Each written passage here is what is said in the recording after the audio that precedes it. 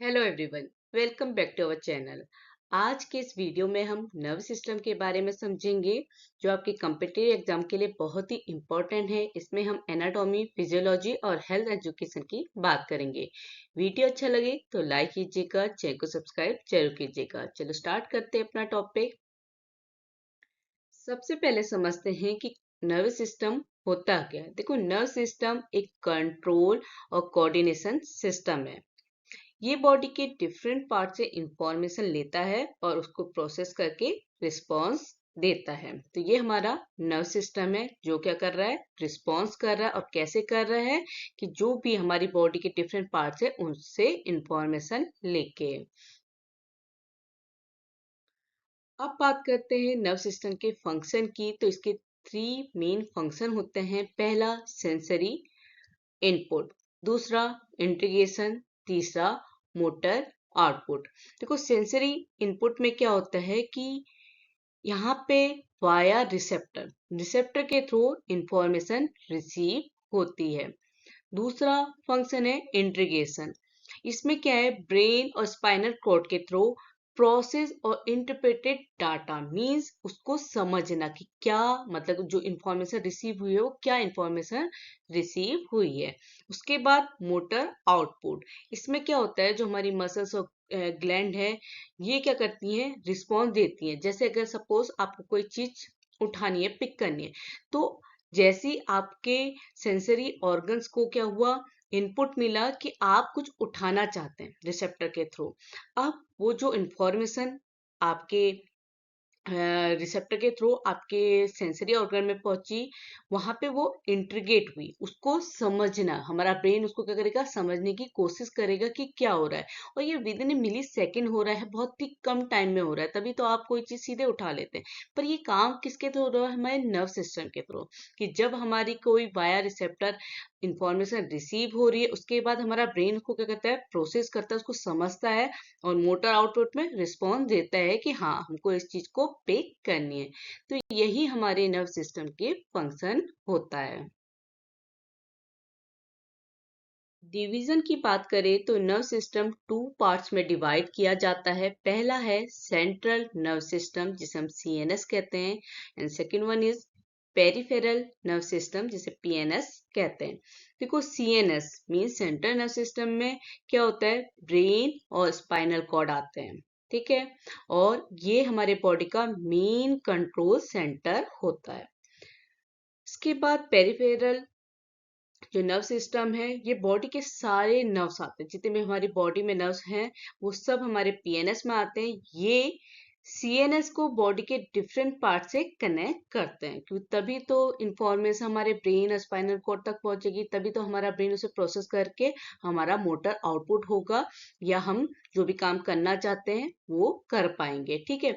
तो हम क्या कह रहे हैं कि सीएनएस में क्या होता है, ब्रेन और स्पाइनल कॉर्ड है, और ये बॉडी का क्या है, कंट्रोल सेंटर, यहीं पे सब कुछ कंट्रोल हो रहा है। और पीएनएस में क्या है, जितनी भी नर्व्स है हमारी वो बॉडी में, वो पीएनएस में है। और यही चीज क्या करिए, सीएनएस को बॉडी के डिफरेंट पार्ट से कनेक्ट करिए, तभी तो हमारा ब्रेन कंट्रोल करेगा और रिस्पॉन्स करेगा कि हमें ये चीज करनी है, ठीक है। अभी तक हमने पढ़ा कि हमारा जो नर्व सिस्टम है टू पार्ट में डिवाइड होता है, सीएनएस एंड पीएनएस में। इसके बाद जो हमारा पीएनएस का फर्दर डिवीजन होता है वो भी टू पार्ट्स में होता है। पहला सोमेटिक नर्व सिस्टम, दूसरा होता है ऑटोनॉमिक नर्व सिस्टम या एएनएस। देखो, सोमेटिक जो वॉलेंट्री एक्शन को कंट्रोल करता है, जैसे चलना, और ऑटोनॉमिक जो इन वॉलेंट्री एक्शन को कंट्रोल करता है। देखिए, ये तो हो गया हमारे पीएनएस का डिवीजन सोमेटिक और ऑटोनॉमिक में। इसके बाद क्या होता है, जो हमारा ऑटोनॉमिक नर्व सिस्टम है ये फर्दर टू पार्ट्स में डिवाइड होता है। क्या क्या पार्ट्स हैं उसके, सिंपैथेटिक और पैरासिम्पेटिक, ठीक है।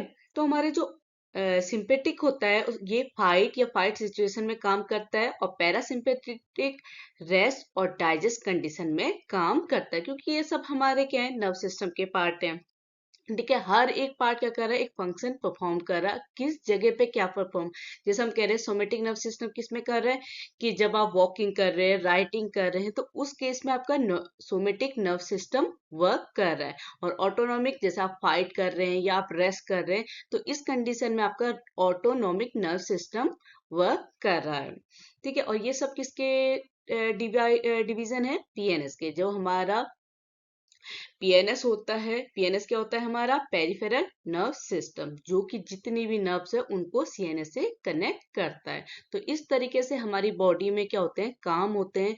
क्योंकि कंट्रोल सिस्टम तो ब्रेन है, पर हमारा जो नर्व सिस्टम की जो इंफॉर्मेशन हमारे ब्रेन तक पहुंचा रहा है, वो पीएनएस के थ्रू पहुंच रही है। अब बात करते हैं न्यूरॉन्स की। देखो, न्यूरॉन्स या नर्व सेल्स, न्यूरॉन्स क्या होते हैं, हमारे नर्व सिस्टम की बेसिक यूनिट होती है, या आप कह सकते हैं स्ट्रक्चर एंड फंक्शनल यूनिट होती है। इसके स्ट्रक्चर की बात करें तो इसके 3 पार्ट्स होते हैं, डेंड्राइट्स, सेल बॉडी या साइटोन और एक्सॉन। जो हमारे डेंड्राइट्स होते हैं, ये क्या करते हैं, सिग्नल रिसीव करते हैं, क्योंकि इसमें मल्टीपल, ये स्मॉल होता है पर इसमें मल्टीपल ब्रांचेस होते हैं, उसके थ्रू क्या होते हैं, ये सिग्नल रिसीव करते हैं। सेल बॉडी या साइटोन, ये क्या होता है, प्रोसेसिंग सेंटर है, जो भी सिग्नल रिसीव हो रहा है उसको प्रोसेस करने का काम कर रहा है। एक्सॉन, ये इम्पल्स को ट्रांसमिट करते हैं। तो इस तरीके का स्ट्रक्चर होता है हमारा न्यूरॉन का, क्योंकि ये क्या है, हमारे नर्व सिस्टम की बेसिक यूनिट होती है, जैसे हमारी सेल क्या होती है, बेसिक यूनिट होती है। ठीक है, वैसे नर्व सिस्टम की बेसिक यूनिट और फंक्शनल यूनिट क्या है, न्यूरॉन्स। टाइप्स की बात करेंगे तो हमारे न्यूरॉन 3 टाइप्स के होते हैं, सेंसरी न्यूरॉन, मोटर न्यूरॉन और इंटर न्यूरॉन। नर्व इम्पल्स की फिजियोलॉजी की बात करें तो हमारे नर्व इम्पल्स एक इलेक्ट्रिकल एंड केमिकल सिग्नल होता है। ठीक है, अब हमने पढ़ा कि हमारे न्यूरॉन क्या है, उसके पार्ट क्या है, dendrite, cell body and axon. तो ये जो भी इलेक्ट्रिकल एंड केमिकल सिग्नल है, वो कौन रिसीव करेगा, डेंड्राइट्स। ये क्या है, स्मॉल और ब्रांचेस हैं, तो ये क्या करते हैं, सिग्नल रिसीव करते हैं। अब जो सिग्नल रिसीव हुए हैं वो प्रोसेस होने के लिए कहाँ पे जाएंगे, सेल बॉडी पे। ठीक है, उसके बाद कहाँ पहुंचेंगे ट्रांसमिट होने के लिए, एक्सॉन में। तो हमारा जो नर्व इम्पल्स है, जो इलेक्ट्रिकल एंड केमिकल सिग्नल होता है, ये डेंड्राइट से एक्सॉन की तरफ ट्रेवल करता है।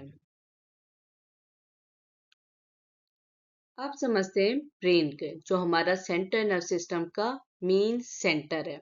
ठीक है, तो इसके पार्ट्स की बात करें तो ब्रेन के 3 मेन पार्ट्स होते हैं, कौन कौन से, सेरेब्रम, सेरेबेलम और मेडुला ओब्लंगेटा।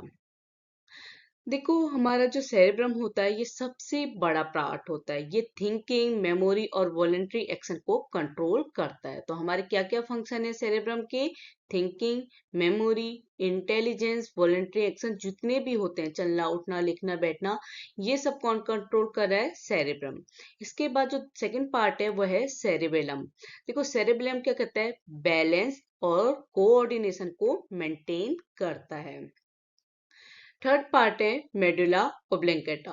जो मेडुला ओब्लंगेटा है, ये ब्रीदिंग, हार्ट रेट और ब्लड प्रेशर जैसे वाइटल फंक्शन को कंट्रोल करता है। तो ये हमारे ब्रेन के 3 मेन पार्ट हैं और उनके फंक्शन हैं। अब बात करते हैं सीएनएस के दूसरे पार्ट की, स्पाइनल कॉर्ड। इसका शेप क्या होता है, लॉन्ग सिलेंड्रिकल। स्पाइनल कॉर्ड क्या करते हैं, ब्रेन को बॉडी से कनेक्ट करते हैं। फंक्शन की बात करें तो स्पाइनल कॉर्ड इम्पल्स को कंडक्ट करते हैं टू या फ्रॉम ब्रेन। टू और फ्रॉम ब्रेन मीन्स कि ब्रेन की तरफ और या ब्रेन से इम्पल्स को कंडक्ट कर रहे हैं, पर या तो ब्रेन से या ब्रेन की तरफ को। ठीक है, क्योंकि ये हमारे ब्रेन को बॉडी से कनेक्ट करने का काम कर रहे हैं। दूसरा जो इनका फंक्शन है, ये रिफ्लेक्स एक्शन को क्या करते हैं, कंट्रोल करते हैं। आप समझते हैं रिफ्लेक्स एक्शन, क्योंकि अभी हमने कहा कि हमारा स्पाइनल कॉर्ड क्या करता है, रिफ्लेक्स एक्शन को कंट्रोल करता है, जो क्या है, इमीडिएट और इनवॉलेंटरी रिस्पॉन्स है स्टिमुलस के अगेंस्ट, की जो भी स्टिमुलस है उसके अगेंस्ट जो रिस्पॉन्स होता है वो क्या होता है, इनवॉलेंट्री, या हम कह रहे हैं कि रिफ्लेक्स एक्शन। जो हमारा रिफ्लेक्स एक्शन होता है वो क्विक और ऑटोमेटिक रिस्पॉन्स होता है, बहुत फास्ट होता है। ठीक है, क्योंकि रिफ्लेक्स एक्शन में हमारा ब्रेन डायरेक्टली इन्वॉल्व नहीं होता है, क्योंकि सेंट्रल नर्व सिस्टम के स्पाइनल कॉर्ड और ब्रेन दोनों ही पार्ट होते हैं। ठीक है, तो जब हमारा ऐसी सिचुएशन है जहाँ पे क्या है, जो डेंजरस सिचुएशन हमको टाइम सेव करना है, या हमारे जो नर्व सिस्टम उसको टाइम सेव करना है, तो यहाँ पे क्या होगी, कोई भी इंफॉर्मेशन जो रिसीव हुई है वो स्पाइनल कॉर्ड में ही क्या हो जाएगी, प्रोसेस हो जाएगी। ठीक है, इसीलिए यहाँ पे जो हमारी रिफ्लेक्स एक्शन होता है या इन्वॉल्ट्री रिस्पॉन्स होता है, वहां पे ब्रेन डायरेक्टली इन्वॉल्व नहीं होता है। रिफ्लेक्स आर्क पाथवे की बात करें तो इसमें क्या होता है कि सबसे पहले जो रिसेप्टर है वो क्या करेगा, स्टिमुलस को डिटेक्ट करेगा। जैसे हमने एक एग्जांपल ले लिया कि हम क्या करते हैं, कोई भी हॉट ऑब्जेक्ट है, अपना हाथ को क्या कर लेते हैं, विड्रॉ कर लेते हैं, पीछे कर लेते हैं। अगर जैसे हमें कोई चीज जैसी टच करेंगे तो हमें लगता है गर्म है, तो हमारा हाथ पीछे को चले जाता है। ठीक है, ये कैसे हुआ कि रिसेप्टर ने क्या डिटेक्ट किया, स्टिमुलस को किया कि क्या है, हीट है। उसके बाद सेंसरी न्यूरॉन वो क्या करेंगे, जो हमारी स्पाइनल कॉर्ड है वहां तक इम्पल्स को कैरीज करेंगे। उसके बाद जो स्पाइनल कॉर्ड है वो क्या करेगा, इंटीग्रेशन सेंटर की तरह एक्ट करेगा, क्योंकि यहाँ पे ब्रेन हमें टाइम बचाना है, क्योंकि हमारा जो ऑब्जेक्ट है या स्टिमुलस है वो क्या है, हॉट है। तो यहाँ पे जो टाइम सेविंग के लिए क्या हुई, इंफॉर्मेशन कहाँ पे इंटीग्रेट हुई, स्पाइनल कॉर्ड में। उसके बाद जो मोटर न्यूरॉन है वो क्या करेंगे, कमांड कैरी करेंगे फ्रॉम स्पाइनल कॉर्ड। ठीक है, फिर इफेक्टर तक जो हमारी मसल्स या ग्लैंड है उस तक क्या करेंगे, इस इंफॉर्मेशन को कैरी करेंगे कि क्या रिस्पॉन्स आना है, क्या रिस्पॉन्स आना है, कि हमें अपना हाथ पीछे कर लेना है। तो ये जो एक्शन होते हैं, रिफ्लेक्स एक्शन, ये क्या होते हैं, क्विक और ऑटोमेटिक रिस्पॉन्स होते हैं। इसमें हमारा ब्रेन डायरेक्टली इन्वॉल्व नहीं होता है। तो कुछ सिचुएशन जो डेंजरस सिचुएशन होती है उनमें टाइम बचाने के लिए हमारा जो प्रोसेसिंग सेंटर है उसमें कौन एक्ट करता है, स्पाइनल कॉर्ड।